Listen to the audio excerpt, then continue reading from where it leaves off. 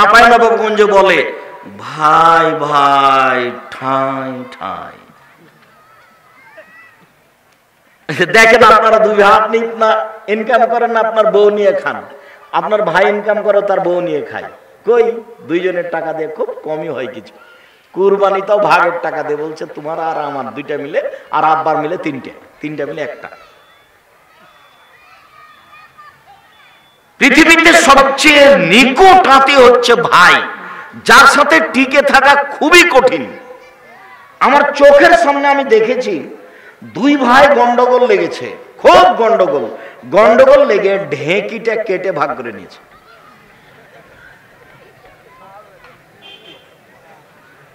এর নাম ভাই, এর সাথে টিকে থাকা খুব কঠিন।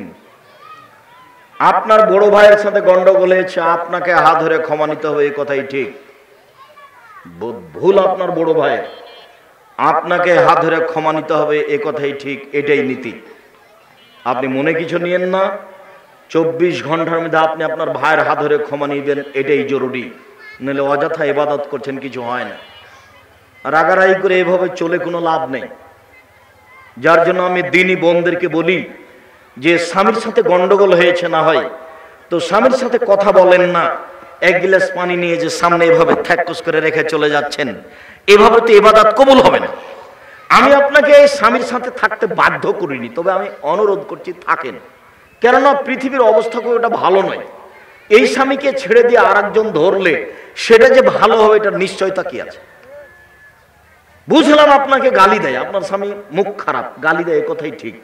আপনার স্বামীর আচরণ খারাপ, মারে, এ কথাই ঠিক। এরপরে আমি অনুরোধ করছি, আমি আপনার দিনী ভাই, আপনার দিনী ভাই হিসাবে আমি বলছি আপনার স্বামীকে মেনে চলেন, জান্নাত হবেই। মহিলাদের জন্য জান্নাত সহজ, যদিচ আল্লাহর নবী জাহান্নাম দেখছেন আর বলছেন যে আমি বেশিরভাগ মানুষ জাহান্নামে দেখছি নারী। জাহান্নাম বলতে নারী আর নারী, জাহান্নাম বলতে নারী আর নারী। এর পরে আল্লাহ নবী বলছেন নারীদের জান্নাতে যাওয়া সহজ। 4টা কাজ করলে নারীরা জান্নাতে চলে যাবে। পৃথিবীতে এমন কোন 4টা কাজ নেই যে কাজ পুরুষ করলে জান্নাতে চলে যাবে, এরকম কোন কাজ 4টা পৃথিবীতে নেই। মহিলারা যদি 4টা কাজ করে তাহলে জান্নাতে চলে যাবে। 1, 5 ওয়াক্ত সালাত। এই মেয়ে, কথা বলছো কেন? তোমাকে কখন থেকে চুপ থাকতে বলছি? আপনি একজন মহিলা মানুষ, কথা বলেন কেন? মুখ বন্ধ করেন, মুখ বন্ধ করেন। আপনি কথা বলছেন কেন? কেউ যদি আপনার গায়ে আঘাত করে তবে আপনি কথা বলবেন না, একবার মুখ বন্ধ করে থাকেন। মহিলারা 4টা কাজ করলে জান্নাতে চলে যাবে। 1, 5 ওয়াক্ত সালাত, নামাজ।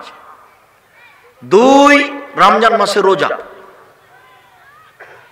3, স্বামীকে মেনে চলা, এই দেখেন। 4, জেনায় লিপ্ত না হওয়া।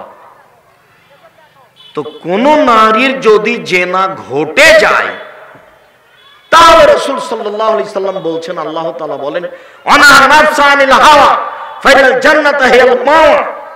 কোন মহিলা যদি অশ্লীল কাজ থেকে নিজেকে ঠেকিয়ে দিতে পারে, আজ থেকে আর অশ্লীল কাজে লিপ্ত হব না, এই বলে যদি কোনো পুরুষ নারী নিজেকে ঠেকিয়ে দিতে পারে, আর করবে না, তাহলে আল্লাহ বলছেন আমি তাকে জান্নাতুল মাওয়া দিলাম। তা আপনার হয়েছে, ভুল হয়েছে, আপনি বন্ধ করেন। 4টা কাজ করলে আপনার জন্য জান্নাত সহজ। 1, 5 ওয়াক্ত সালাত। 2, রমজান মাসে রোজা, সিয়াম। 3, স্বামীকে মেনে চলা। 4, জেনা লিপ্ত না হওয়া। জান্নাতের সব দরজা খোলা, এই কথা মুহাম্মদ সাল্লাল্লাহু আলাইহি সাল্লাম বলেন, আমি বলিনি। তো এই কথাটা কেন আসলো? যে আপনারা 2 যা বা 5 যা, ঘটনা কিন্তু বড় জায়ের ঘটেছে, তার কারণে গন্ডগোল হয়েছে। আপনি ছোট, আপনি আপনার জায়ের হাত ধরে ক্ষমা চাইবেন যে আপা ভুল হয়েছে, আমাকে মাফ করেন। এটা সহজ হবে? ও আপনার বড় যা, ও আগে এসেছে এ বাড়িতে, ও আপনার কাছে হাত ধরে ক্ষমা নিতে কষ্ট পায়, লজ্জা পায়। কথা বুঝাতে পারি না মনে হয়? আপনার জন্য এটা সহজ। আপনি কেন এভাবে বলতে চাচ্ছেন? ভুল কি আমি করেছি নাকি? আমি মারামারি করেছি না? আমি গালি দিয়েছি কিনা? হ্যাঁ বুঝলাম, ভুল আপনার বড় যাই করেছে, কথাই ঠিক। কিন্তু আপনার জন্য আগে যেতে হবে, আগে যাওয়া উচিত, এ কথাও ঠিক। তো আপনারা ভাই ভাইকে অনুরোধ করছি, 24 ঘন্টা পার হয় না, রাত পার হয় না যেন উপস্থিত বৈঠকের দিনই মুসলিম বোন, আপনার রাত পার হয় না যেন আপনি আপনার বড় জায়ের হাত ধরে ক্ষমা নিয়ে নেবেন। যা হয়েছে হয়েছে, এখন থেকে ভালো অবস্থায় ইবাদত করতে হবে। মরণ আসলো কি আসলো, এই যে কাকে কালকে দেখেছিলেন আজকে আর নেই। মরণ তো একবারে অল্প সময়ের জন্য। এইভাবে মন কষাকষি করে চলে কি হবে? অবেদিল কুরবা, নিকট আত্মীয়র সাথে ভালো আচরণ করো। ভাই ভাই ওয়াল ইয়াতামা, এতিমের সাথে ভালো আচরণ করো। এতিম লালন পালন যারা করে তাদের বিষয়ে, যাদের ভাই মারা গেছে, ভাতিজা ভাতিজি আছে, তাদের ব্যাপার, তারাই বেশি বিপদে। ভাই মারা গেছে, ভাতিজা ভাতিজি আছে, প্রতারণা দিয়ে জমি দখল করে নিয়েন না, সব সময় খোঁজ রাখতে হবে তাদের। আল্লাহর নবী বলেন, পৃথিবীর মানুষ শুনে রেখো, কেউ যদি এতিমের দেখাশোনা করে তাহলে সে ব্যক্তি আর আমি জান্নাতে এভাবে থাকব। তর্জনী এবং মধ্যমা আঙ্গুলকে তিনি জমা করলেন, অফাররাকা বাইনাহুমা, দুইটার মধ্যে একটু ফাঁকা করলেন। দেখো দেখো দেখো, এতিমের যে লালন পালন করে সে ব্যক্তির আমি জান্নাতে এইভাবে থাকবো। তর্জনী মধ্যমা এই দুটি আঙ্গুল দিয়ে ইশারা করলেন, মধ্যে একটু ফাঁকা রাখলেন। এখানে আর একটা কথা আছে, আল্লাহ নবী বলছেন, কেউ যদি দুইটা বেটির লালন পালন করে, মেয়ের শিক্ষা দীক্ষা দেয়, বিবাহ শাদী দিয়ে দেয় বাপ হয়ে, তাহলে আমি মুহাম্মদ সাল্লাল্লাহু আলাইহি ওয়াসাল্লাম আর ওই বাপ জান্নাতে একসাথে থাকবো। তখন আঙ্গুল দুটি দেখালেন, তখন জমা করে দিয়েছে। মেয়ের লালন পালনের দাম বেশি। 10টা ছেলেকে মাস্টার ডিগ্রি পাস করালে জান্নাত হবে, কথা মুহাম্মদ সাল্লাল্লাহু আলাইহি ওয়াসাল্লাম বলেননি। পড়াতে হবে, আপনি বাধ্যতায় পড়াচ্ছেন, জন্ম দিয়েছেন পড়াবেন, আপনি বাধ্য, এর বিনিময়ে জান্নাত হবে, এই কথা মুহাম্মদ সাল্লাল্লাহু আলাইহি ওয়াসাল্লাম বলেন। বড় ওকে লাঠি দিয়ে পিটাতে হবে, এই কথা মুহাম্মদ সাল্লাল্লাহু আলাইহি ওয়াসাল্লাম বলেন। কিন্তু দুইটা মেয়ে লালন পালন করেন, তখন বিনিময় জান্নাত। তখন আঙ্গুল দুটি আল্লাহ রাসূল কিভাবে দেখালেন বলেন তো, মনে থাকবে না মনে হয়? তখন জমা হয়েছিল। আর যখন দেখাচ্ছিলেন এতিম, আর যখন দেখাচ্ছিলেন এতিম, তখন একটু ফাঁকা করেছিলেন। অল ইয়াতামা, এতিমের লালন পালন। আনাস রাদিয়াল্লাহু তাআলা আনহু বলেন, যা রাজুলুন নবী সাল্লাল্লাহু আলাইহি শাকা কলবহু কাসওয়াতা কলবিহি, আল্লাহর নবীর নিকটে একটা লোক এসে বলল, আল্লাহর নবী, আমার অন্তরটা খুব শক্ত, মানুষ টাকা পয়সা চাইলে দিতে পারি না, কৃপণতা চেপে ধরে, ভেতরে কোনো মায়া মহব্বত বোঝা যায় না। এইখানে আর একটা বাক্য বলে রাখছি, যেটা আরো 2-1 দিন বলেছি, মনে আছে? এই ছেলে শোনো, তোমাকে বলছি, আজ থেকে বাড়িতে বের হলে তুমি তোমার মাকে বলে দিও, আম্মা কিছু খুচরা টাকা আমার পকেটে দিবেন, 5-10 টাকা 20 টাকা। ফকির ভিক্ষা চাইলে আমি যেন বের করে দিতে পারি। ফকির ভিক্ষা চাই, তখন আমার পকেটে 500 টাকা নোট থাকে, আমি তখন বলি আমাকে মাফ করো, আমি ফকিরের কাছে কত ক্ষমা চাইবো মা, আপনি আমাকে কিছু খুচরা টাকা দিয়েন। তার আপনাকে বলছি, স্ত্রীকে বলে দিয়েন তার স্বভাব পরিবর্তন করতে হবে। স্ত্রীর স্বভাব হতে হবে আপনার মায়ের মতো। আপনার মা 16 জন মানুষের ভাত রান্না করতে কোনোদিন ভারী মনে করেনি। আপনারা ছিলেন 10 ভাই বোন, বাড়িতে ছিল 2 জন কিষান কামলা, 12 জন। তারপরে আপনার বাপ মা 14 জন। আপনার বাপের অভ্যাস ছিল মসজিদ থেকে ফকির ধরে আনা, 2 জন ফকির ধরে নিয়ে এসছে রাতে। 16 জন মানুষের ভাত রান্না করতেন আপনার মা, ঢেঁকিতে ধান ভেঙে কোনোদিন ভারী হয়নি। আপনার স্ত্রী যেখানে ভাত রান্না করে সেখানে শোকে সবকিছু আছে ফ্রিজে। রাত 10টা 11টার সময় আমাকে নিয়ে গেছেন, গিয়ে বলছেন, খালেদা উঠো, মেহমান আছে। তখন আপনার স্ত্রী নাক সিটকে নিতে বলছে, হ্যাঁ বাজার থেকে মেহমানকে খাওয়িয়ে নিয়ে আসনি, এখন বিরক্ত করো। এই কণ্ঠ যদি আপনার মা শুনতে পায়, 80 বছর বয়স, ঘরে শুয়ে আছে ওইদিকে, তাড়াহুড়া করে আপনার মা উঠে আসবেন, এসে বলবেন থাক বেটা বৌমাকে উঠেছ না বেটা, আমি ঠিক করে দিছি। এই কথা আপনার মা বলতে পারে, আপনার বউ নাক সিটকানি দেয়। আমি বউকে তালাক দিতে বলিনি, তবে বউ স্বভাব পরিবর্তনের জন্য অনুরোধ জানিয়েছি। চেষ্টা করেন কোন সময় 150 চাউল রান্না করবেন, আপনার মা 3 কেজি চাউল রান্না করে দেন, 3 সের। আপনারা খেতেন, মেহমান খেত, ফকিরনি খেত, রাতে গরুতে খেত, আপনি 150 চাউল রান্না করেছেন। আমি মেহমান গেছি দুপুরের সময়, তখন আপনার স্ত্রী বলছে যা রান্না করেছি তা তো মেহমানকে দিলে শেষ হয়ে যায়, কি করবে, চানাচুর বিস্কুট দিয়ে বিদে দাও। এই স্ত্রীর নীতি স্বভাব পরিবর্তন করতে হবে। আপনার স্ত্রীর কারণে আপনার বাপের স্বভাব আপনি গ্রহণ করতে পারেননি।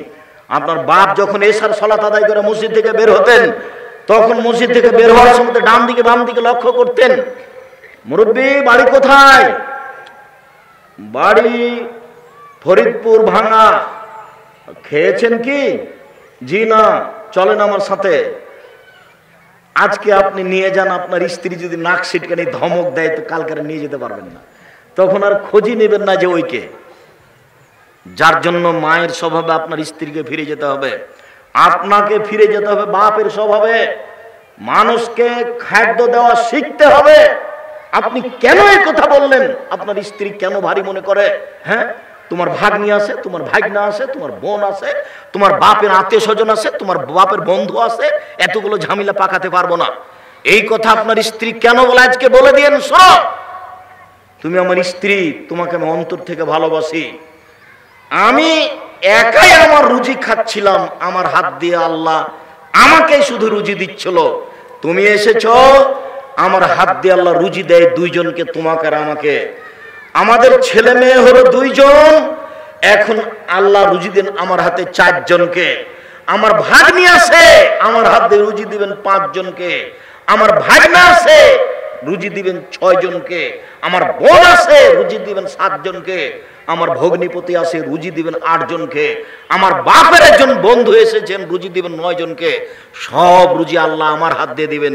বলো তুমি রুজি আল্লাহ বাড়ালেন না কমালেন? তুমি কেন সংকীর্ণতায় যাবা? সংকীর্ণতায় তুমি যাবা কেন? তোমার মাথায় কথায় টেনশন। রুজি আল্লাহ দিবেন। তুমি আজকে বলে দিবে আম্মা চিন্তা করবেন না, আপনাকে পৃথক হতে হবে না। আপনি আমার কাছে খাবেন, আব্বা আমার কাছে খাবে, বোন আমার কাছে খাবে, ভাগনা আমার কাছে খাবে, ভাগ্নি আমার কাছে খাবে, দুলাভাই আমার কাছে খাবে, আমার বাপের যত আত্মীয় স্বজন আছে সব আমার কাছে খাবে। চিন্তা করবেন না, আল্লাহ ব্যবস্থা করে দিবেন। আপনি 3 মাস পদক্ষেপ নেন, বরকত বেশি হয়েছে। বরকত ভিন্ন জিনিস, রুজি ভিন্ন জিনিস। কতবার বললাম, রুজি ভিন্ন জিনিস, বরকত ভিন্ন জিনিস। প্রত্যেকটা জিনিসে বরকত আছে। এই টেবিলটা তো বরকত আছে। টেবিল একটা জিনিস, এতে বরকত আছে। কি আব্দুর রাজাক সাহেব, বরকত বুঝতে পারলেন না? আপনার দাদার হাতের একটা টেবিল বানানো আছে, 50-60 বছর থেকে আছেই। আপনার বাপ বা আপনি একটা কাল টেবিল বানিয়েছেন, টেবিলটা বানিয়ে এখানে রেখেছেন, বই শুধুমাত্র মিস্ত্রিটা বের হয়েছে, আর উপরে একটা বস্তা ছিল, টেবিলের উপরে পড়ে টেবিলটা ভেঙে গেল। বুঝাতে পারলাম না? তার নাম বরকত। ওটা তা আছে, এতে বরকত নেই। রুজি ভিন্ন জিনিস, বরকত ভিন্ন জিনিস। আল্লাহ নবী বললেন ফাদদিরহুলি ওয়া ইয়াসসিরহুলি ওয়া বারিক লি ফিহি। আল্লাহ এই কাজ আমাকে করতে দাও, এই কাজে আমাকে এতে বরকত দাও, এই কাজ আমার জন্য সহজ করে দাও। 3টা কথা লাগবে। বগুড়া জজের সাথে আমার 10 লক্ষ টাকার চুক্তি হয়েছে, আমার ভাইকে ছেড়ে দিবে। আমি 10 লক্ষ টাকা জজের হাতে দিয়ে দিয়েছি। আমি এখন শক্তিশালী, আমি এখন পারবো, কিন্তু কাজটা সহজ হয়নি। জজ আসছিল, রাস্তায় গাড়ি অ্যাক্সিডেন্ট হয়ে হাত ভেঙে গেছে, জজ আসলেন না, এজলাসে বসলেন না, সিদ্ধান্ত হলো না। তার মানে কাজ সহজ হলো না। টাকা দিয়েছি, সক্ষম হয়েছি, জজ এসে বসেছেন, কাজ সহজ হয়েছে। আমার ভাইকে ছেড়েও দিয়েছেন, জেল থেকে বের হয়ে গেছে, গেট থেকে বের হতে না হতেই আবার আটকা পড়েছে, বরকত হলো না। বোঝাতে পারেনি। আল্লাহ নবী এভাবে বলছেন, আল্লাহ কাজ করতে সক্ষম করো, কাজ সহজ করে দাও, কাজে বরকত দাও। কাজে এই কথা আপনাকে মনে রাখতে হবে। অন্তর খুব শক্ত আল্লাহর নবী। তখন আল্লাহ রাসূল বলছেন, শোনো শোনো শোনো, আতিমিত তামাল মিসকিন, দুস্থ গরিব ফকির মিসকিনকে খেতে দাও। অমসার আসাল ইতিম, এতিমের মাথায় হাত বোলাও, এরিক্য কালবুক, তাহলে অন্তরটা নরম হয়ে যাবে, ফকিরকে ভিক্ষা দেওয়া সহজ হবে। কমই খারেজি মাদ্রাসা একটু দান চাইলে সহজে 5 কেজি ধান বের করে দেওয়া যাবে। আবার তখন কাজের লোককে বলা যাবে না, এই শোনো, ওই চিটা পাতান ধানগুলো আছে, আসলে 10 কেজি দিয়ে দিস তো। এটা আপনার আর তখন অন্তর থেকে আসবে না। কেন? উপর থেকে ওটা বন্ধ হয়ে গেছে। বুঝাতে পারলাম না মনে হয়। অন্তর নরম হবে 2 কাজ করলে। কি? 1, আমি বলিনি, মুহাম্মদ সাল্লাল্লাহু আলাইহি ওয়াসাল্লাম বলেছে, 1 ফকির মিসকিনকে খেতে দাও, 2 এতিমের মাথায় হাত বলা। যেটা আমার মা চাচি, আপনার মা চাচি বলতেন এতিমের মাথায় হাত দাও, এটা আল্লাহ রাসূলের কথা, এমনি স্বাভাবিক কথা নয়। আল ইয়াতামা ওয়াল মাসাকিন, ফকির মিসকিনকে খেতে দাও, ওর সাথে সদাচরণ করো। ফকির মিসকিনকে খেতে দিলে একসাথে 3টা নেকি হবে, 3টাই জটিল।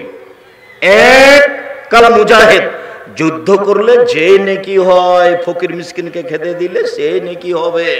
2 আল কায়েম, রাতে তাহাজ্জুদ পড়লে যে নেকি হয় ফকির মিসকিনকে খেতে দিলে সে নেকি হবে। 3 অসায়েম, নিয়মিত নফল রোজা থাকলে যে নেকি হয় ফকির মিসকিনকে খেতে দিলে সে নেকি হবে।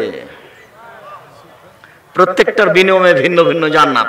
মুজাহিদ জান্নাতে চলে গেছে, রাতে তাহাজ্জুদ পড়ে জান্নাতে চলে গেছে, মানুষ যখন ঘুমিয়ে, দামি জান্নাত। 3 নফল সিয়াম, নফল রোজা, দামি জিনিস। ইবাদতের জগতের সবচেয়ে দামি ইবাদত হলো সিয়াম, রোজা। তাহলে 3টারই ভিন্ন ভিন্ন মর্যাদা, জান্নাত। এবার একসাথে 3টার নেকি পাবো কি করলে? ফকির মিসকিনকে খেতে দিলে। ভুলেও কোনোদিন রাগ করবেন না, মেজাজ তো আপনার খুব কড়া। দরজায় ফকির বসে আছে, মোটরসাইকেল নিয়ে ঢুকছিলেন, জায়গা একটু কম, শরত শরত, ভিড় জমায় এখানে দুপুরের টাইমে, খাওয়ার টাইমে ঝামেলা পাকাচ্ছে। এই কথা যদি আপনার মা শুনে নাই তাহলে বলবে, থাকবে না, থাকবে, তোর বিরক্ত হোক কেন, ওকে একটু খেতে দিলি চলে যাবে। আপনি বলছেন এভাবে, আর আপনার মা বলছে এভাবে। কি পড়াশোনা শিখলেন? কোনটা হলো এটা? খালি চিল্লা চিল্লি করলে হবে অমুকের চরিত্র ফুলের মতো পবিত্র, এভাবে হবে? ভুলেও কোনোদিন ফকির মিসকিনের উপরে রাগ করবেন না, যতবার চাচ্ছে চাক। আর মুরব্বী আপনাকে বলছে, স্ত্রীকে বলে দিন খুচরা টাকা নিয়ে বের হতে হবে বাড়ি থেকে, 50টা, 100টা, 200টা, যত ফকির মিসকিন আসবে 10টা করে দিবেন, 5টা টাকা করে দিবেন। প্রস্তুতি নিয়ে বাড়ি থেকে বের হবেন। কেন? আপনি বলেন মাফ করো, কেন বলবেন মাফ করো? কি অসুবিধা এত মাফ করো বলবেন কেন? সে যেই হোক, যে ভিক্ষা চাচ্ছে, অভিজ্ঞ সাথে হোক, ঘোড়ায় চড়ে আসুক না কেন, চাইলে দিবেন। যখন নিজে থেকে কাউকে দিতে যাবেন, খেতে দিবেন, তখন দেখতে হবে পরহেজগার কিনা। বুঝাতে পারলাম না কথা? যে খেতে চেয়েছে ও পরহেজগার কিনা এটা দেখার সুযোগ নাই, কিন্তু আপনি নিজে থেকে যাকে খেতে দিবেন দাওয়াত দিয়ে, তাকে কেমন হতে হবে? পরহেজগার। আল্লাহ রাসূল বলছেন, লা তুতমু তামাক ইল্লা তাকিয়া, পরহেজগার ছাড়া তোমার খাদ্য যেন না খায় কেউ, ফাসিক যেন তোমার খাদ্য না খায়। আর ও ভিক্ষুক, ও হিন্দু হোক, মুসলমান হোক, বৌদ্ধ হোক, খ্রিস্টান হোক, চামার হোক, ডোম হোক, মুচি হোক, মেথর হোক, মদ খায়, ও আপনার কাছে খেতে চেয়েছে, আপনি সহযোগিতা করেন। ভিক্ষে চেয়েছে, সহযোগিতা করেন। নিজে থেকে যখন আপনি খাওয়ার দিবেন, তখন আপনি পরহেজগার খুঁজবেন, নইলে রাসূলকে অমান্য করা হবে। সম্মানিত দিনী ভাই বোন, ওয়াল ইয়াতামা ওয়াল মাসাকিন ওয়াল জারিল কুরবা, নিকট প্রতিবেশীর সাথে সদাচরণ করো। ওয়াল জারিল জুনুব, দূর প্রতিবেশীর সাথে সদাচরণ করো। প্রতিবেশী সংক্ষিপ্ত, এই কথাই ছিল লম্বা, এরপরও কারণবশত সংক্ষিপ্ত করতে হচ্ছে। রাসূল সাল্লাল্লাহু আলাইহি সাল্লাম বলেন, আল্লাহে লা ইয়াদখুলু, আল্লাহর কসমও জান্নাতে যাবে না। আল্লাহে লা ইয়াদখুলু, আল্লাহর কসমও জান্নাতে যাবে না। আল্লাহে লা ইয়াদখুলু, আল্লাহর কসমও জান্নাতে যাবে না। কিলা বানি ইয়া রাসূলুল্লাহ, কে জান্নাতে যাবে না সেটা তো বলবেন, যাবে না কে? আপনি যে বলছেন আল্লাহর কসম যাবে না, আল্লাহর কসম যাবে না, আল্লাহর কসম যাবে না, কে যাবে না? তখন আল্লাহ রাসূল বলছেন, মানলা ইয়ামান জারহু বাওয়াইকাহু, যে তার প্রতিবেশীকে কষ্ট দেয় সে জান্নাতে যাবে না। বুখারী মুসলিম। বুঝাতে পারিনি? প্রতিবেশীর কাছে টিকা থাকাই খুব কঠিন। আমার খারাপটা বলাই তার কাজ। আমি ঢাকায় আছি, আপনি ঢাকায় আছেন, তা আপনি বলছেন আম্মা এক কাজ করেন তো আম্মা, ওই যে আমাদের পাড়ার পাশে যে চাচি ছিল না, ওই চাচিকে 500 টাকা দিয়েন তো আম্মা। তখন আপনার মা বলছেন, করেছিস কি, সব সময় তোর বদনাম করে, ওকে টাকা দিবি? জামা ওকে দিতে হবে। চাঁপাইনবাবগঞ্জের ভাষাতে বলে, শত্রুকে বড় পিঠে বসতে দিতে হয়। এই ভাষা বুঝেন কি না, যাকে ভাষা বোঝানোর দরকার নাই। প্রতিবেশীকে খারাপ লাগছে কথাই ঠিক, এরপরেও তাকে সহযোগিতা করতে হবে, খেতে দিতে হবে, এ কথাই ঠিক, তার নাম প্রতিবেশী।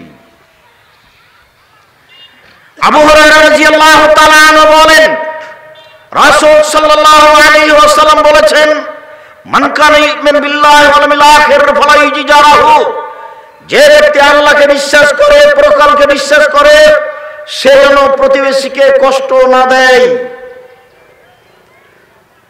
আয়েশা রাদিয়াল্লাহু তাআলা আনহা বলেন, রাসূল সাল্লাল্লাহু আলাইহি ওয়াসাল্লাম বলেছেন, লা তাজালু জিবরাইল ইউসিনি বিল জারে, জিবরাইল যখনই আসেন তখনই বলেন প্রতিবেশীর সাথে ভালো আচরণ করবেন। জিবরাইল যখনই আসেন তখনই আমাকে বলেন প্রতিবেশীর সাথে ভালো আচরণ করবেন। জিবরাইল যখনই আসেন তখনই বলেন প্রতিবেশীর সাথে ভালো আচরণ করবেন। জানান তো, আমি মনে করলাম, বলার কারণে মনে করলাম, এত বলতে লাগলেন, বলার কারণে মনে হচ্ছে কখন এসে বলবেন যে জমি দিয়ে দিতে হবে, ভাগ দিতে হবে। বাক্য বুঝা গেল? মানে জিবরাইল এত বলাতে মনে হচ্ছে যে কখন এসে জিবরাইল আমাকে বলবেন যে প্রতিবেশীকে কি দিতে হবে, জমির ভাগ দিয়ে দিতে হবে। জমির ভাগ তো আমার ভাই পাবে, জমির ভাগ তো আমার বোন পাবে। জানি না বাপ মরার পরে আপনাদের এলাকাতে জমি ভাগ হওয়া দেরি হয় নাকি। বুঝেও বুঝে না ওরা অন্তর আছে, বুঝে না, দেখেও দেখে না ওরা চক্ষু আছে, দেখে না, শুনেও শুনে না ওরা কান আছে, শুনে না। উলায়েকা কালানাম, তারা পশু প্রাণীর মতো, তারা গরু ছাগলের মতো, তারা কুকুর শ্রীগলের মতো। বাল হাজার বরং তার চেয়ে খারাপ। কুকুর শ্রীগলের চেয়ে খারাপ মানুষ, কুকুর শ্রীগলের চেয়ে খারাপ কে? তোমার বাপ। আব্দুর রাজ্জাক সাহেব, আপনাকে খুব সম্মান করে, এভাবে কষ্ট দিয়ে না, দুঃখিত, আমি তোমাকে কষ্ট দিতে চাই না। তোমার দাদা মরা 10 বছর হলো, তোমার বাপ জমি পাবে সকালে আর তোমার ফুফু জমি পাবে বিকেলে, এরকম না একসাথেই পাবে। তো 10 বছর হলো তোমার বাপ এখনো দেয়নি। তোমার বাপকে যদি কুকুর ছেলে রেখেছে আমি খারাপ প্রমাণ করতে না পারি, আমি জাতির সামনে বক্তব্য দিব না। 30 বছর থেকে বলছি, আজকেও বললাম। কোন শরমে তোমার বাপ জমি রেখেছে? তার ভিত্তি কি? মাটি দিয়ে এসে জমি ভাগ করতে হবে, তারপরে কোনো কথা। মাটি দিয়ে এসে জমি ভাগ করতে হবে, তারপরে কোনো কথা। বলছে আমাদের ভাই বোনে কোনো গন্ডগোল নেই, সে কথা পরে। জমি ভাগ হয়ে যাওয়ার পরে গন্ডগোল না হওয়া পরে। এইটা যদি গাইবান্ধা রংপুরের কাছাকাছি বগুড়া জয়পুরহাট হয়, তাহলে তার মানে হলো যে যদি বোন এসে জমি চায়, তাহলে ওকে বলতে হবে তুই আর জীবনে বাড়িতে আসবি না। তার নাম ভাই বোন। আপনি জমি খাচ্ছেন কিসের ভিত্তিতে? কেন আপনি খাচ্ছেন? এক সন্ধ্যায় এক টাইম খাওয়ার প্রমাণ দিতে হবে। এক সন্ধ্যায় আপনি খাবেন আপনার বোনকে বাদ দিয়ে আপনার বাপের জমি, প্রমাণ হয়ে গেলে আমি আব্দুর রাজ্জাক বিন ইউসুফ জাতির সামনে কথা বলবো না। এক সন্ধ্যা আপনার খাওয়ার প্রমাণ কি? আপনি হলেন বাপের বেটা আর ও হলো বাপের বেটি। পার্থক্যটা বের করেন আপনি কোথায়? দেরি হলো কেন? এটাই কুসংস্কার, এটা নোংরা নীতি। 24 ঘন্টায় জমি ভাগ করে দিতে হবে, মাটি দিয়ে আগে জমি ভাগ করতে হবে, তারপরে খাওয়া। অর্থ সম্পদ ভাগ করতে হবে। আপনি আপোষ করতে পারেন, বোনেরাকে বলতে পারেন যে আপা এটা তো আমরা বাপের ভিটেতে বাড়ি বাস করে আছি, এখানে আপনাদেরকে দিলে তো আমাদের বসবাসে অসুবিধা হবে, তো দেখেন অন্য জায়গাতে এর পরিবর্তে আপনারা নেন। তখন একটা বুঝ ভাই বোন মিলে হবে, সেটা ভিন্ন জিনিস। ভাই বোন আপোষ ভিন্ন জিনিস। কোনোদিনই সে আসতে পাবে না, জমির কথা বললেই সে খেপে যায়। ই আবার কোন আচরণ? বুঝেও বুঝে না ওরা অন্তর আছে, বুঝে না, দেখেও দেখে না ওরা চক্ষু আছে, দেখে না, শুনেও শুনে না ওরা কান আছে, শুনে না। উলায়েকা কালানাম, তারা পশু প্রাণীর মতো, তারা গরু ছাগলের মতো, তারা কুকুর শ্রীগলের মতো। বাল হাজার বরং তার চেয়ে খারাপ। এ কথা আমি বলিনি, এ কথা আল্লাহ বলছে। সম্মানিত দিনী ভাই বোন, আবু হুরায়রা রাদিয়াল্লাহু তাআলা আনহু বলেন, রাসূল সাল্লাল্লাহু আলাইহি ওয়াসাল্লাম বলেছেন, আউয়াল খাসমি ইয়াউমাল কিয়ামাহ জারান, বিচারের মাঠে প্রথম 2 জনের বিচার হবে ছিল 2 প্রতিবেশী। আব্দুল রাজ্জাক সাহেব থামেন থামেন থামেন, আমরা আপনার মুখে একাধিক দিন বক্তব্য শুনেছি, তাতে প্রথম বিচার হবে নামাজের, সালাতের, আর আপনি আজকে বলছেন প্রথম বিচার হবে দুই প্রতিবেশীর। বুঝাতে পারলাম না, একটু বুঝিয়ে বলবেন কি? হ্যাঁ, আল্লাহর হকে প্রথম বিচার হবে সালাতের, নামাজের, আর মানুষের যে পরস্পর একটা হক অধিকার আছে, এই হক অধিকারে বিচার মাঠে প্রথম বিচার হবে কিসের? দুই প্রতিবেশীর। এটা আমি বলিনি, একথা মুহাম্মদ সাল্লাল্লাহু আলাইহি সাল্লাম বলেন। রাসূল সাল্লাল্লাহু আলাইহি ওয়াসাল্লাম বলেন, একজন লোক এসে বলছে, আল্লাহর নবী, কাইফা আলামু ইন্নী আসাতু হাসান্ত, আমি কি দিয়ে বুঝবো আমি ভালো মানুষ, আমি কি দিয়ে বুঝবো আমি খারাপ মানুষ? আল্লাহর নবী, আমি কি দিয়ে বুঝবো আমি ভালো মানুষ, আমি কি দিয়ে বুঝবো আমি খারাপ মানুষ? তখন আল্লাহ রাসূল উত্তর দিচ্ছেন, দেখেন, এই ছেলে কি করছো, এদিকে খেয়াল করো। উত্তর, এজা সামিতা মিন জিরানাকি ইয়াকুলু আহসানতা ফাকাদ আহসানতা, যখন তুমি তোমার প্রতিবেশী থেকে শুনবে তুমি ভালো, তখন তুমি ভালো। ওয়াজা সামিতা মিন আসাতা ফাকাদ আসাতা, আর যখন তোমার প্রতিবেশী থেকে তুমি শুনবে তুমি খারাপ, তখন তুমি খারাপ।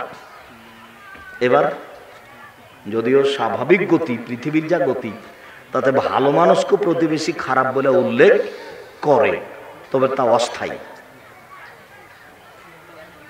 আল্লাহ রাসূল এইভাবে বললেন, প্রতিবেশী যদি তোমাকে ভালো বলে তাহলে তুমি ভালো, প্রতিবেশী যদি তোমাকে খারাপ বলে তাহলে তুমি খারাপ। রাসূল সাল্লাল্লাহু আলাইহি ওয়াসাল্লাম বলেন, আর বোন, চারটা জিনিস আছে যার সুখময় জীবন তার, চারটা জিনিস আছে যার সুখময় জীবন তার, চারটা জিনিস আছে যার সুখময় জীবন তার। এক, আল জারুস সালে, ভালো প্রতিবেশী। দুই, আল মারাতু সালে, ভালো বউ, ভালো স্ত্রী।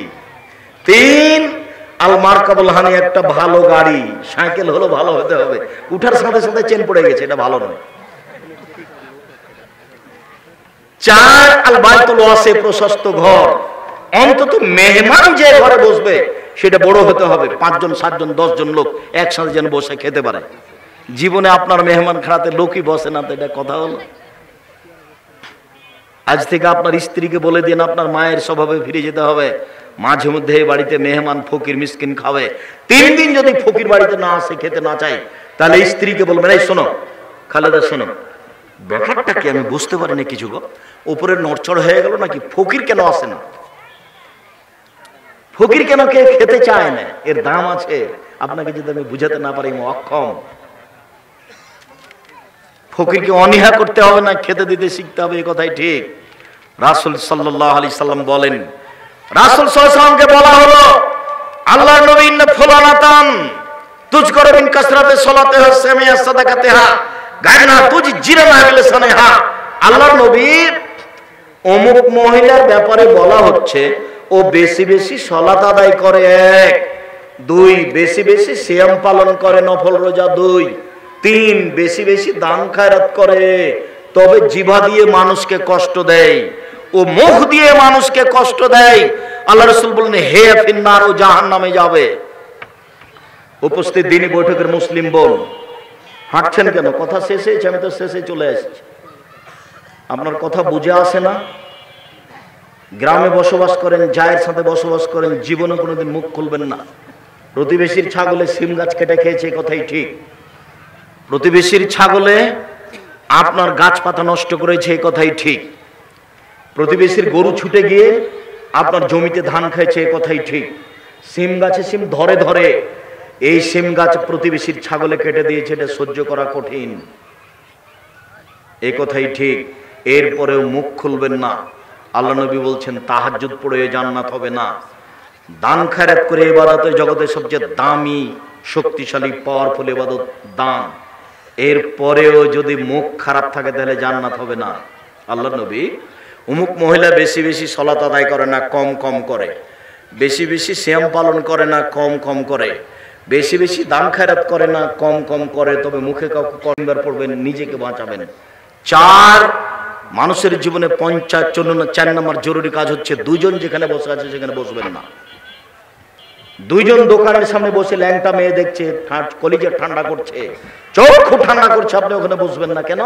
ওইখানে একজন বলছে এ জানিস রে ওই খুব খারাপ, তখন আপনি গিয়ে যদি বলেন হ্যাঁ ঠিক বলেছিস আসলেই খারাপ, এবার তাহাজ্জুদ পড়ে জান্নাত কিনেন দেখি। তাহলে চারটে জরুরি অনুরোধ করলাম, মনে থাকবে না মনে হয়। 1 5 ওয়াক্ত সালাত, 2 হালাল রুজি, 3 কোরআন তেলাওয়াত শেষ পর্যন্ত সূরা ইখলাস। কিছু যদি না পারি, সূরা ইখলাস বুঝেন? কুল হুয়াল্লাহু আহাদ কয়বার? 3 বার। তাহলে কি হবে? একবার কোরআন মাজিদ পড়ার সমান নেকি হবে। বিশাল ব্যাপার, নেকিতে একবারে ব্যাগ ভর্তি করে নেন। আল্লাহর অভাব নাই, নেকি দিয়ে আপনার বাড়ি ঘর পূর্ণ করে দেবেন আল্লাহ। নেকির অভাব নাই, নেন 1 মিনিটে 3 বার, 1 মিনিটে 3 বার, প্রতি 1 মিনিটে একবার কোরআন মাজিদ পড়া, নেন, কোনো সমস্যা নেই। ওটা আল্লাহ নবী বলেছেন, আমাদের এখানে কিছু বলারও নেই করারও নেই। মুহাম্মদ সাল্লাল্লাহু আলাইহি ওয়াসাল্লাম যা বলেছেন তাই বলছি। পরের কথাটি, জামিয়া সালাফের জন্য আন্তরিকভাবে দোয়া করবেন। আমার জীবনে বড় স্বাদ, আমি উন্নত মানের প্রতিষ্ঠান গড়বই ইনশাআল্লাহ, যেখানে ছেলে মেয়ে বাংলা ইংরেজি আরবি উন্নত মানের শিক্ষা অর্জন করে জাতির অন্যায়ের বিরুদ্ধে লড়বে মুখে কলমে মিডিয়ায়। সে অপেক্ষায় আমি আছি। 2 প্রতিষ্ঠান আপাতত 4000 ছেলে মেয়ে পড়াশোনা করে, ভিন্ন ভিন্ন অবস্থানে জায়গায় তারা থাকে, প্রায় সবাই আবাসিক। প্রতি মাসে বেতন লাগে প্রায় 24 লক্ষ। নির্মাণের কাজ হচ্ছে। যেইটা জামিয়া সালাফি রূপগঞ্জ নারায়ণগঞ্জ ঢাকা, সেখানে একটা মসজিদ তৈরি হবে, যার একতলাতে মুসল্লি ধরবে 10,000। 200 শতক জমি বরাদ্দ করা হয়েছে মসজিদের জন্য। আর যেটা আপনার বাড়ির পাশে রাজশাহীতে, সেটা হলো 90 শতকের উপরে, যেখানে 3000 মানুষ একসাথে সালাত আদায় করতে পারে, যে কোনো সময় দেখে আসতে পারেন। দোয়ার জন্য অনুরোধ জানাচ্ছি। উপরে কবুল হয়ে গেলে সব সহজ, আর যদি উপরে কবুল না হয়, সারা দুনিয়া মিলে যদি চেষ্টা করি লাভ হবে না। অতএব দোয়ার জন্য অনুরোধ থাকছে। আর জামিয়া সালাফের মুখপাত্র পত্রিকা মাসিক আল ইতিসাম পত্রিকা 20-25 টাকা আপনার কাছে যেন বড় মনে না হয়, আপনি নেবেন, এটা আমার বিনীত অনুরোধ। ব্যয়বহুল খরচ আছে, অনেক শ্রম মাসিক আল ইতিসাম পত্রিকার পিছনে। সাথে সাথে আরো যেসব বই আছে, কে বড় ক্ষতিগ্রস্ত, কে বড় লাভবান, আদর্শ নারী